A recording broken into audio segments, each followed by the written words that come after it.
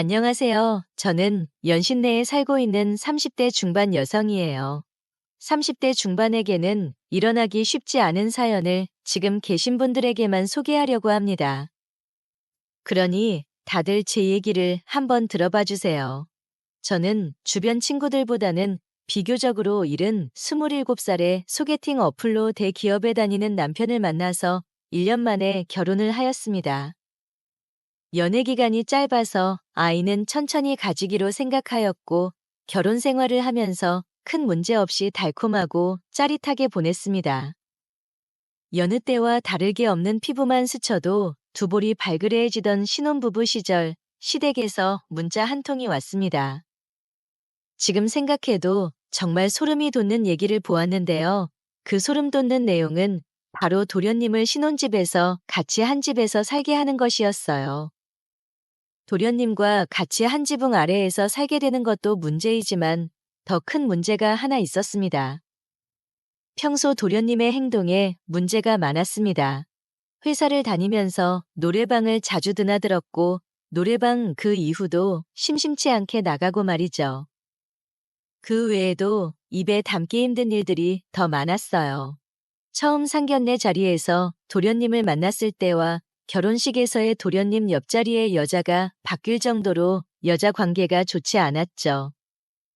하지만 애인 한 명에게 완전 잘못 걸려서 호되게 당한 이후로는 정신을 차리고 직장도 좀 더 점잖은 공무원으로 전향해보겠다고 했어요.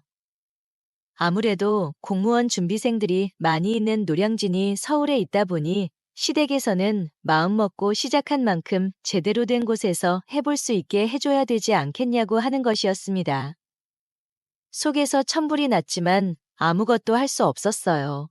시댁에서 도와달라고 하고 생활비로 300만 원씩 매달 준다고 하니 따로 할 말이 없었지만 아시다시피 지금은 돈의 문제가 아니었던 거였죠.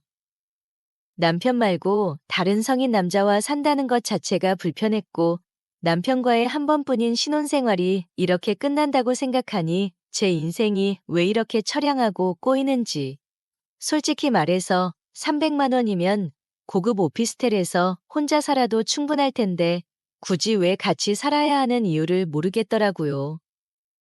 그냥 돈 줄 테니 너는 입 닫고 내 아들 둘이나 챙겨라는 식으로 밖에는 이해가 되지 않더라고요.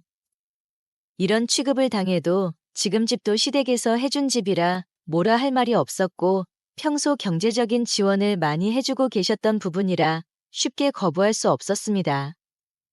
그 이후 도련님은 저희에게로 왔고 받아들이기로 마음을 먹었습니다. 하지만 생각과는 다르게도 학원을 되게 열심히 다니고 밤늦게까지 공부를 하면서 집에 오면은 바로 씻고 자고의 반복이라서 생각보다 큰 문제가 없었습니다. 평일, 주말을 가리지 않고 아침부터 저녁까지 불철주야 공무원 합격만 바라보고 있었습니다.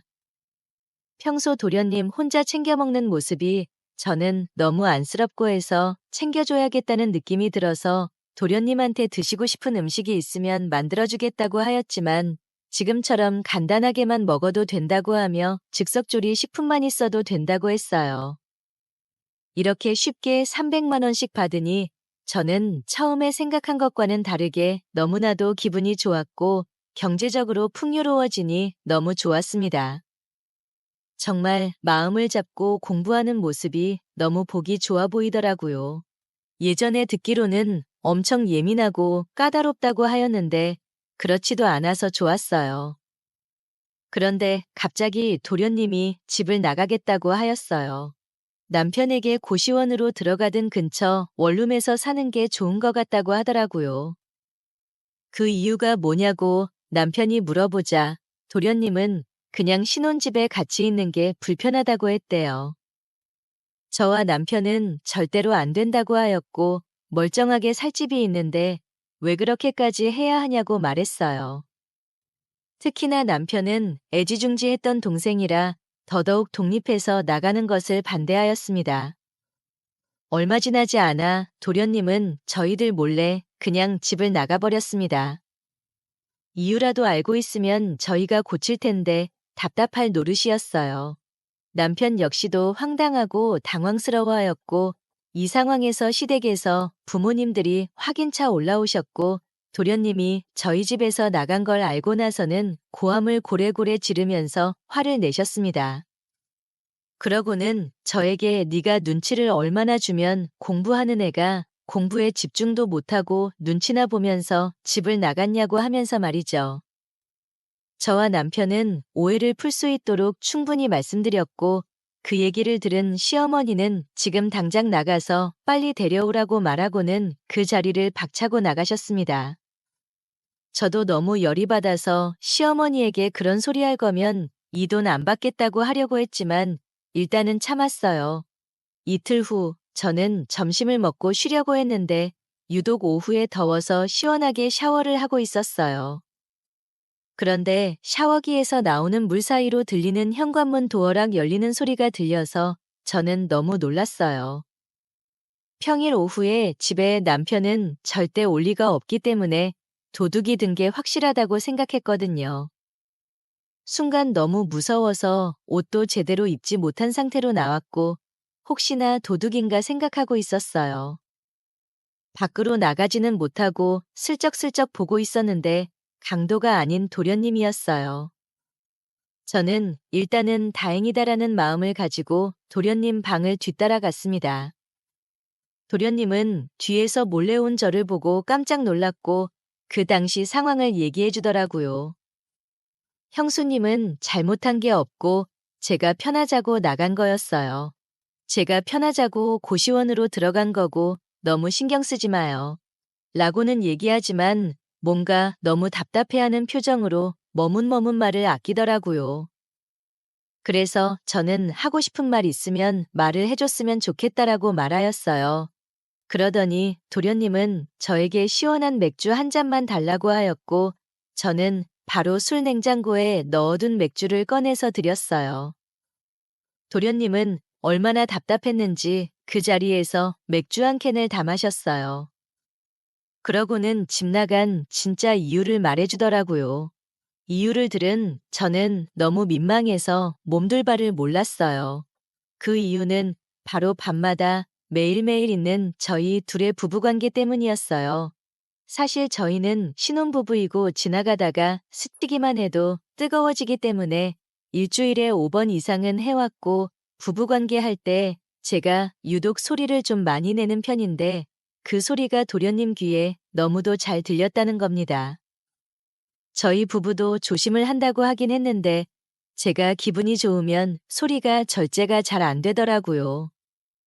도련님이 새벽에 물 마시러 나왔다가 저희 부부 관계를 보거나 소리를 들으면 제대로 공부에 집중을 할 수 없었다고 하더라고요. 특히 제가 내는 흐느끼는 소리를 들으면 심장이 터질 것 같고 그 생각에 펜보다 자꾸 다른 것을 잡게 된다고 하더라고요. 아직 혈기왕성한 나이라 몸과 마음이 너무 힘들어서 그랬다고 하니 제가 다 미안해지고 그랬답니다. 앞으로는 조심하겠으니 들어와서 살라고 하였어요. 저는 어떻게든 남편이 오기 전까지 도련님을 집에 있게 하기 위해서 시간을 끌어야겠다는 생각을 했고 필사적으로 못 나가게 하려다 그만 큰 사고가 나고 말았습니다. 샤워를 하다 제대로 입고 나오지 못한 가운이 풀어져서 제 맨몸이 그대로 도련님에게 보여지고 말았죠. 순간 너무 벙쪄서 아무것도 하지 못했습니다. 저는 다시 정신을 차리고 가운을 입으려고 하는데 도련님이 제 손을 낚아채면서 샤워가운의 벨트를 본인이 잡더군요. 그러면서 뭔가를 갈구하는 눈빛으로 이 벨트를 풀지 말지를 보는 것 같았고 그 눈빛으로 저는 보는데 저는 온몸이 뜨거워지고 있었어요. 형이 너무 부럽다며 형수님 같은 완벽한 여자와 사는 사람이 어딨냐고 미치도록 부럽다고 하였어요. 그러면서 갑자기 저를 좋아해왔다고 하였어요. 처음 인사 자리에서부터 첫눈에 반했고 마음에 계속 끌렸다고 말이죠. 그런 마음을 없애려고 예민하게 굴었다고 하더라고요.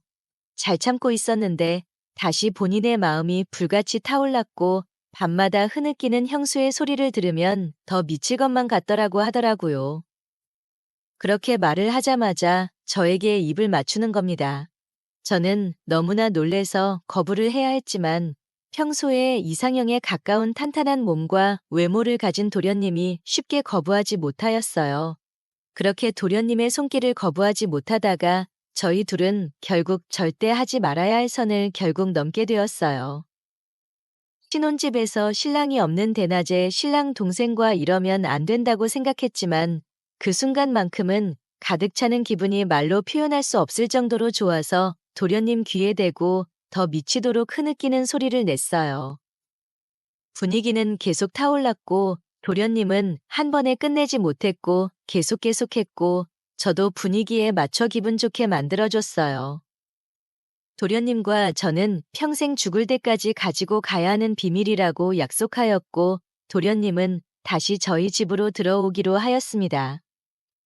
그 이후로 남편 보기가 미안했지만 사람은 실수할 수 있다고 생각했고 죄책감은 넣어둔 채 일상을 살아갔어요. 물론 우리 부부의 신혼생활도 중요했기 때문에 정말 하고 싶을 때는 나가서 하고 왔어요. 그러던 어느 날 그날도 남편이 늦게 오는 날인데 낮에 갑자기 도련님이 일찍 들어오는 겁니다. 그래서 도련님에게 무슨 일인데 이 시간에 집에 오냐고 공부는 어떻게 됐냐고 물었고 그러자 도련님은 물건을 두고 온 게 있어서 왔다고 했는데 도련님 입에서 술 냄새가 진동하였습니다. 도련님이 갑자기 저에게 요즘은 왜 울부짖는 소리 안 들려주냐고 묻더라고요. 저는 무례하다는 생각을 해서 대꾸를 하기 싫어 그대로 제 방으로 들어가려던 찰나 제 손목을 부여잡더니 도련님이 오늘도 나랑 한 번 더 하자고 하더군요. 그래서 절대 안 된다라고 타일렀습니다. 하지만 술에 취한 도련님 형에게 말한다고 협박하였고 관계에 대해서 형한테 다 털어놓을 거라고 하더군요. 그 말을 듣는 순간 저도 그날 너무 열이 받아 큰 결단을 내리고 이혼을 각오로 남편에게 있었던 일들을 하나하나 빠짐없이 말하였고 도련님의 계속된 요구에 나도 흔들릴 수도 있을 것 같은 게 사람 마음이다 라고 말했습니다. 남편은 이 말을 듣자마자 뒤로 넘어가려고 하더라고요. 정신을 겨우 차린 남편은 저에게 욕을 퍼부으면서 뺨을 후려쳤고 유구무원으로 가만히 있었어요. 잠시 후 도련님이 집에 왔고 남편은 도련님을 사정없이 때리더군요. 주먹 한 번 써본 적이 없다던 남편이 저렇게 하니 저도 너무 놀랐어요. 남편에게 저런 모습이 있는지도 몰랐고 설령 없다고 하더라도 본인 동생이랑 와이프가 그런 관계면 눈알이 돌아갈 수밖에 없기도 하죠. 그 상황에서 도련님이 정말 맞다가 죽는 게 아닌가라는 생각도 들더라고요. 얼마 후 남편이 저에게 생각할 시간을 갖자고 하여 저는 친정으로 쫓겨났고 남편의 결정을 존중하며 기다리고 있어요.